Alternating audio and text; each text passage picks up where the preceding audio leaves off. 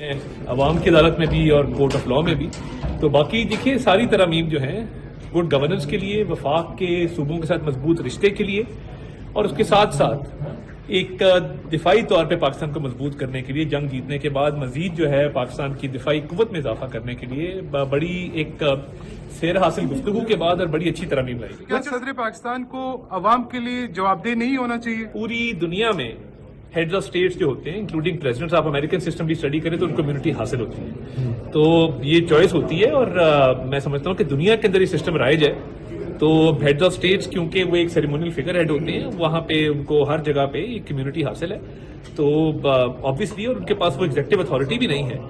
تو میں سمجھتا ہوں کہ اس میں کوئی حرج نہیں ہے. سر آپ خود وکیل ہیں، سپریم کورٹ کے ہوتے ہوئے آئینی کورٹ کی کیا حیثیت ہوگی؟ اور دوسرا یہ کہ کیا آپ کے پاس ووٹ پورے ہیں کیونکہ عرفان صدیقی صاحب علیل ہیں؟ دیکھیے پہلی بات تو یہ کہ جو پوری دنیا ہے اس میں کانسٹیٹیوشنل کورٹس کا کانسیپٹ ہے. ہمارے ہاں یہ آج کی ڈیبیٹ نہیں ہے، یہ چارٹر آف ڈیموکریسی کے وقت سے ایک ڈیبیٹ چل رہی تھی کہ کانسٹیٹیوشنل کورٹس ہونے چاہیے. پی ایم ایل این کا، پیپلز پارٹی کا اور اے این پی کا یہ مشترکہ مطالبہ تھا.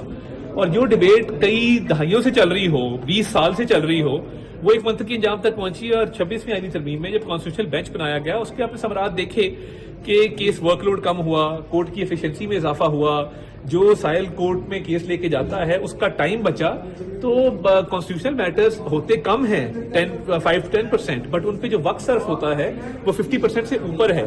تو آئی تھنک یہ ایک as part of judicial reforms, access to justice, انصاف کی جو ہے جلد اور فوری فراہمی کے لیے یہ ایک اہم قدم ہے. اور عرفان صدیقی صاحب چونکہ علیل ہیں، آپ کے پاس ووٹ پورے ہیں؟ دیکھیے انشاءاللہ ووٹ پورے ہیں اور الحمدللہ اس پہ کسی قسم کا کوئی ابہام نہیں ہے. اور یہ ایک پازیٹیو کانسٹیٹیوشنل امینڈمنٹ ہے، اور پوری دنیا کے اندر جو بیسٹ انٹرنیشنل پریکٹسز ہیں اس کو دیکھتے ہوئے بنائی گئی ہے، اپنے معروضی حالات کو دیکھتے ہوئے بنائی گئی ہے.